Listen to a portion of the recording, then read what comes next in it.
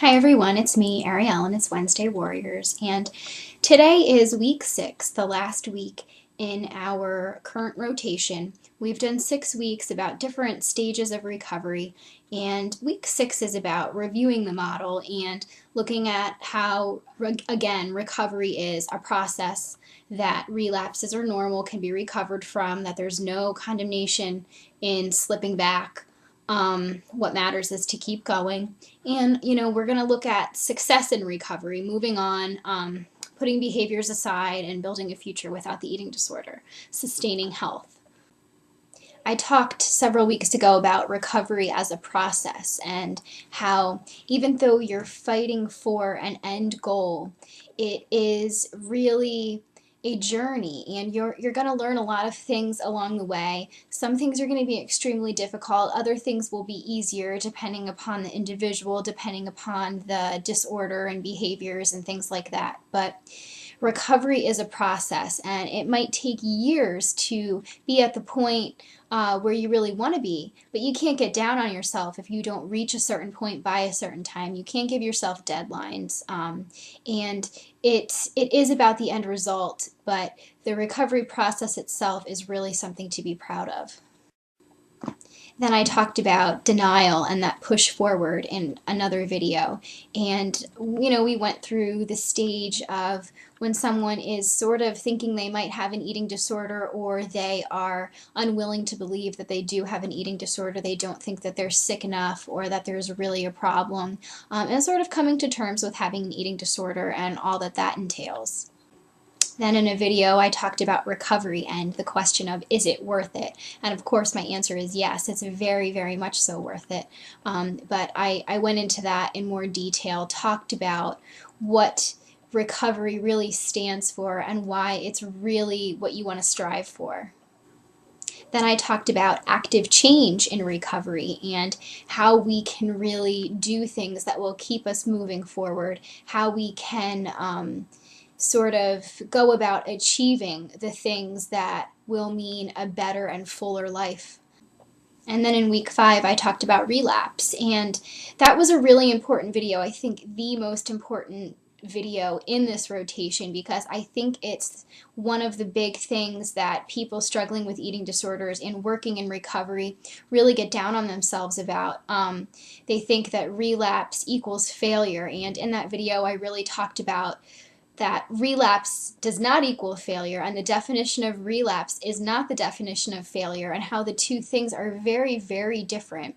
And talked about pulling yourself out of a relapse and moving forward. And I got a lot of really interesting and wonderful and thankful feedback from my relapse video, and I really just want to say that I appreciate all of the emails and messages that I've gotten.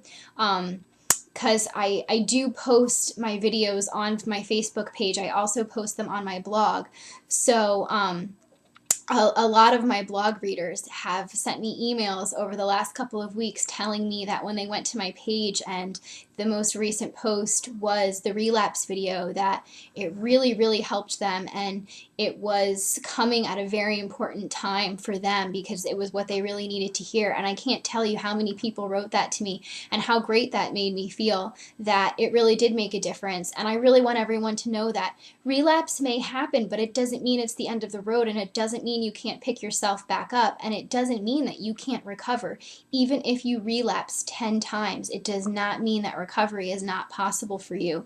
And the more that you berate yourself and can't forgive yourself for a relapse, the more you're going to push yourself back down in that hole instead of pushing yourself forward, to the light at the end of the tunnel. And I just want you all to know that relapse is sometimes part of the process of recovery, and while it may feel very scary and very unsuccessful and very painful and disappointing, all of those feelings are things that we as people need to come to terms with and learn how to deal with healthfully. And by doing that, we really push ourselves further in recovery, and we learn from our mistakes, and it does make us better people, and it does make us stronger, recovered individuals when that time will come. So this week, I just want to reiterate again that I feel that recovery is possible for anyone and everyone. And I'm fully aware that there are people out there that think that recovery is very possible for many people, but not for them.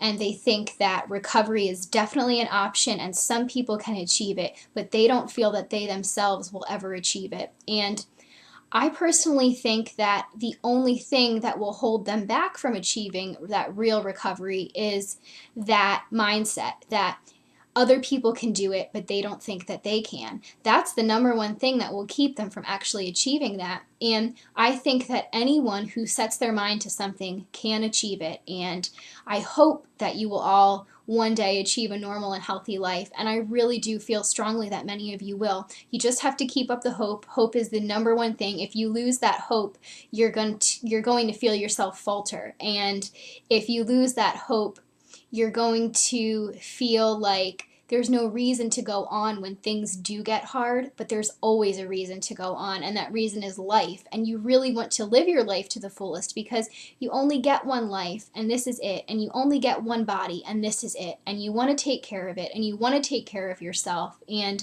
there's really no other option. It might seem like there are other options, and it might seem that there are other things that are important, and they're false, and you have to break through them. You have to break through all those barriers to see what's really important and what's really real.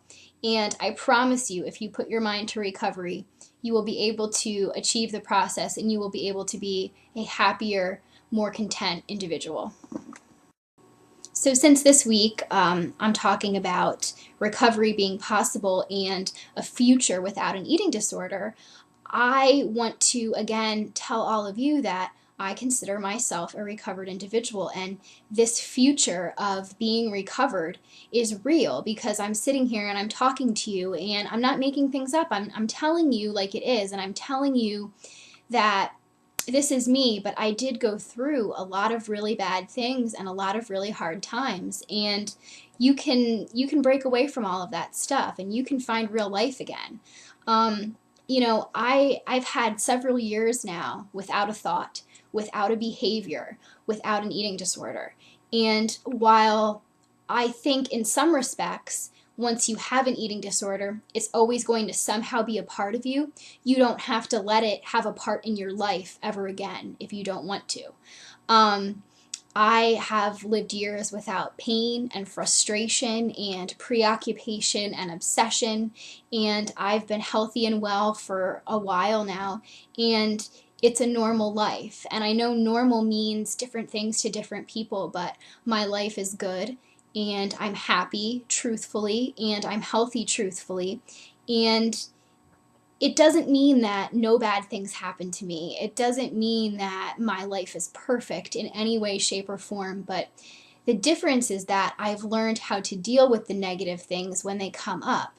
I mean, I've dealt with things that have been hard. I've dealt with death and sorrow and stress.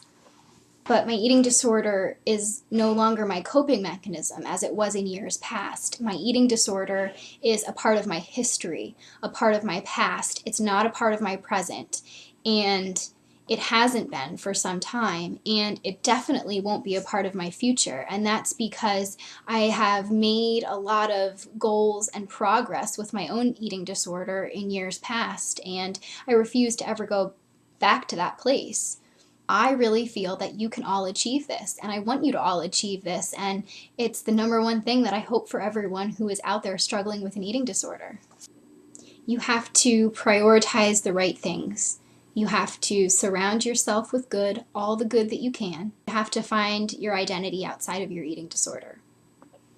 You have to learn to love yourself because all good roads lead from that point. Believe that you can do it. And you can do it. A healthy body is part of it. A healthy mind is another part of it. And those two together are very, very powerful at helping you to deal with any bad thing that's going to come your way. I hope you all have a wonderful week, and I will see you next time.